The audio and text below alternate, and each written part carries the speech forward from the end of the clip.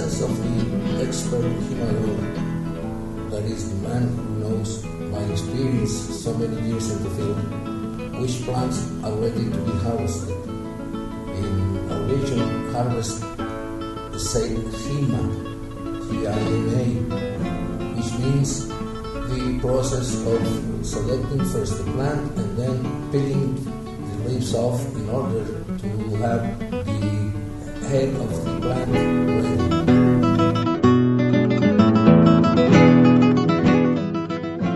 One of the most important operations is the one which is being performed right now. Is the need to take off the quiote, which is this bastard who grows, and if we let it grow, it steals all the reserves from the plant. I mean, it takes all the sugars in order to grow, so it must be taken off.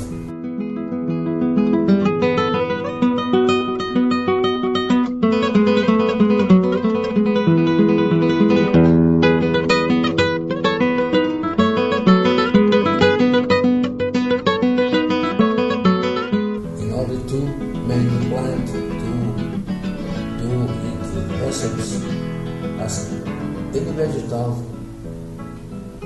the agave plant takes the carbon dioxide from the field, from the air, the water from the soil, and the energy of the sunlight in order to produce its feed.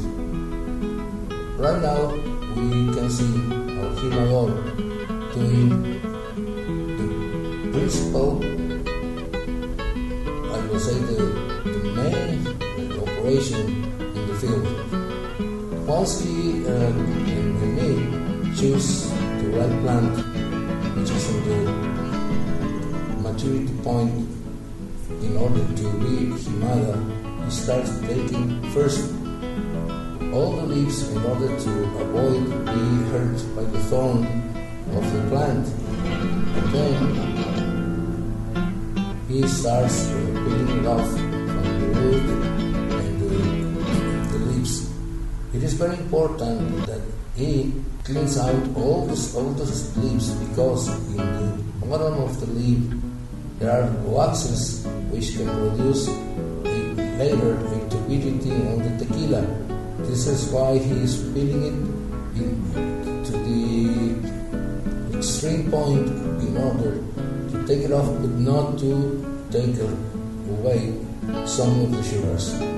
So this is a very difficult operation to perform, and we need only very expert people in order to do that.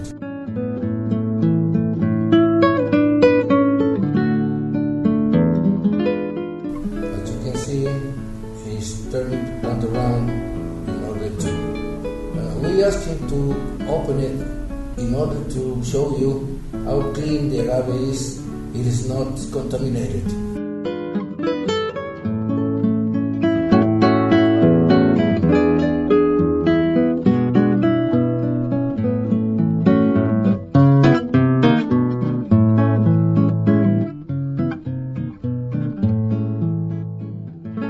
This is our plant, this is our production plant.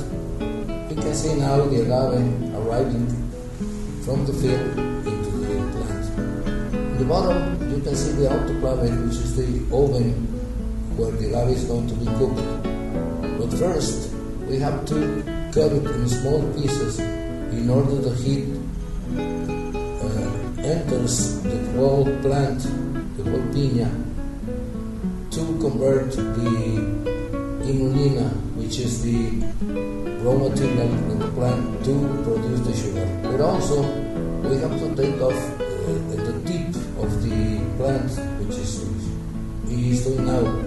We know that as cogollo, and this produces a harsh and acid taste into the tequila if we don't cook it. One of our main advantages, not being too big, that we can produce this in small quantities every day, so we can take this particular care of our production. You can imagine very big plants cannot be done. And right now, when the agave is cooked, you can see the color is brown now because the inulina has transformed it into sugar. But also, if we found some of these heads which is overcooked, we can take the luxury of taking it off manually, which cannot be done if we produce larger quantities of tequila. I'm going now to the extraction part of the process. The agave, as you saw it, has not too much juice, so we have to crush it and add some water to it in order to extract the sugar contained in the plant, in the cooked plant. And that's what we are doing now, tasting with my superintendent if the plant is very well cooked. That's what we tasted. But also, it is tasted in the laboratory, which by chemical means it tells us if the agave is totally cooked or something has going wrong, and so we have to discard this discharge. In this particular time, it was perfect, so we sent it to add some water in order to extract the sugar in those presses and send it to the fermentation department.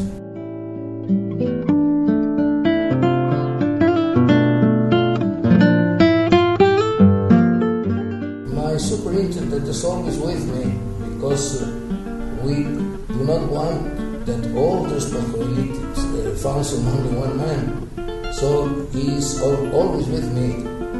Here you can see the juice, which now has about 20% sugar. I say the man which is taking care of the pump that send the juice to the tanks, the fermentation tanks, where the fermentation process is going to be performed. This is done not by human hand.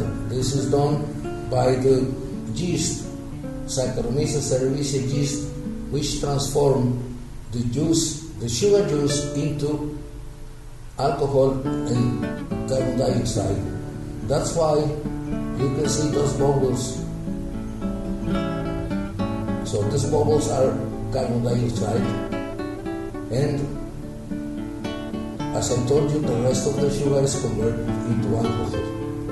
And now from a juice of 12% sugar, we have now a wine, a tequila wine with 6% alcohol.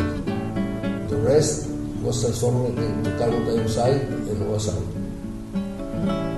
When the fermentation is stopped, the first sign is that the bubbling stops, and the rest is checked in the laboratory in order to see if all the sugar is transformed. So the analysis of the laboratory should tell us that no sugar is remaining.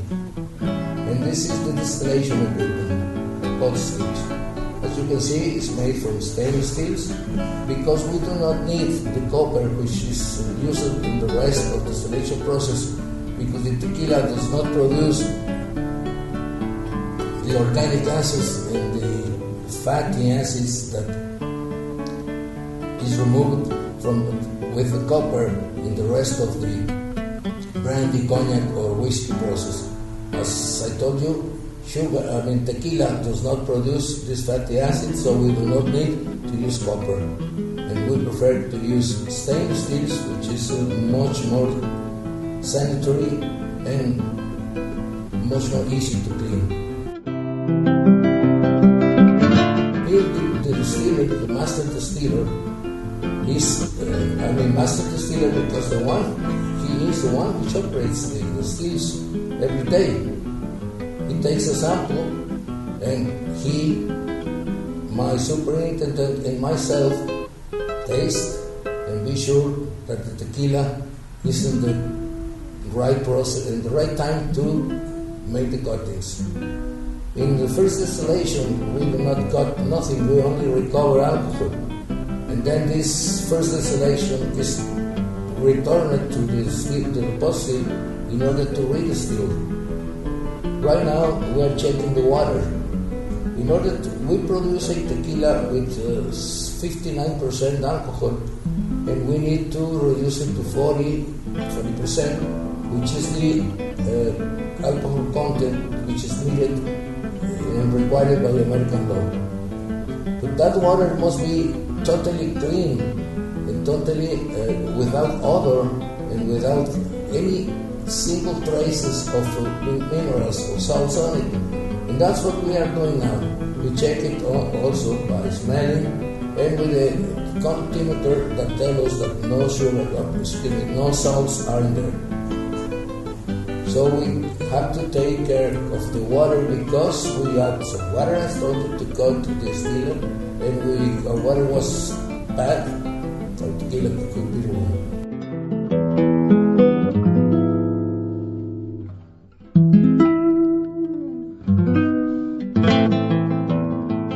And this is our bottling coming from France, our bottling material coming from France, and this is our bottling process.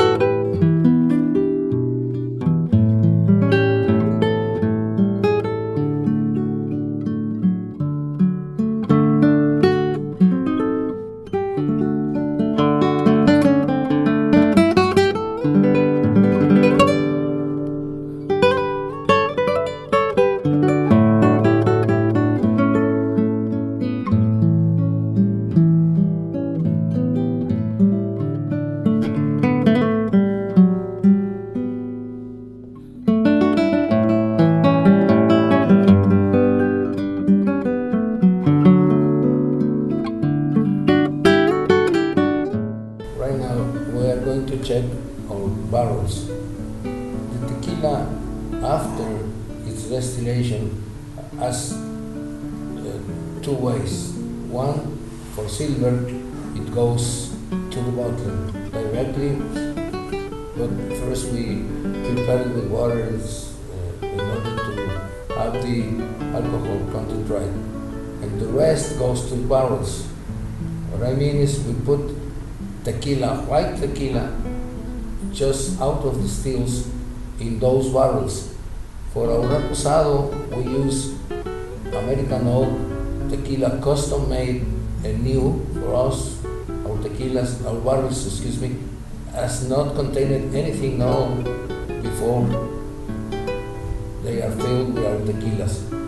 For our reposado, we let them there 4 months, and for our añejo and extra añejo, we use a special combination of American oak and French limousine oak, again custom made for us and new barrels always.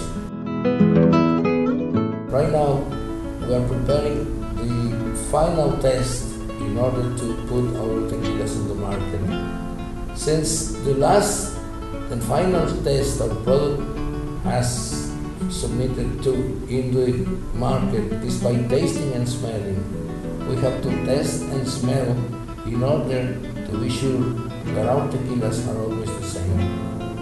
First, our superintendent puts the tequila which we are proposing to be bottled to be compared with the tequila from a previous production. As you can see, he's putting 1 cup with the standard and 2 cups with the new tequila. In some others, like this, he's putting 1 cup with the standard and 2 with the previous the tequila which we are going to be bottled. The reason of this triangular test is ask our tasters only one question: which of the 3 cups you are tasting are different? We do not ask if it is better or if it is wrong or worse. We only need one answer: which of the 3 are different? So as you can see, I do not like to be the only responsible. That's why I compare always the responsibility with my tasters. And we always choose a woman because they are, since girls, much more accustomed to use his nose, smelling perfumes, creams, etc. in the kitchen. So we always have a woman in our tasting panel. You can see we perform the 3 different operations with our senses: smell, look, and taste.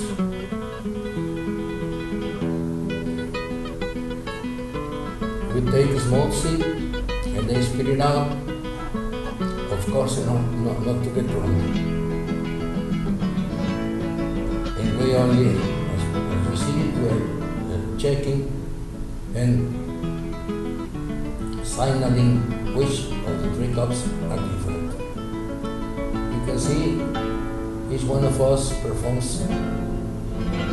2 tastes, so we have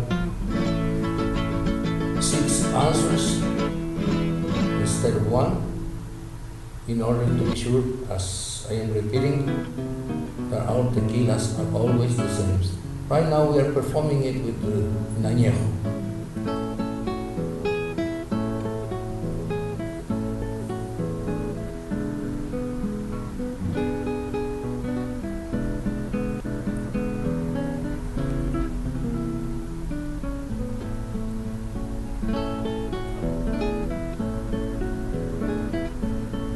We did it in the open air because tequila and Amatitan have an extraordinary climate, so we can do it more easily, more comfortable here than in a quiet, in a closed room or in a laboratory.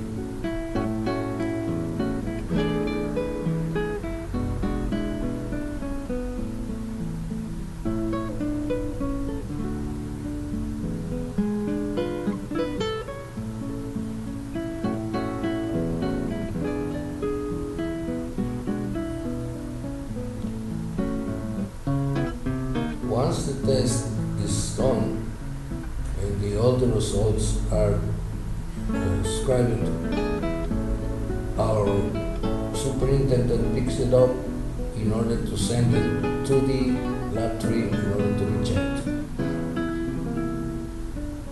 And then after I check these results and compare it with the chromatograph that is produced by the gas chromatographer, which is the last material for quality control.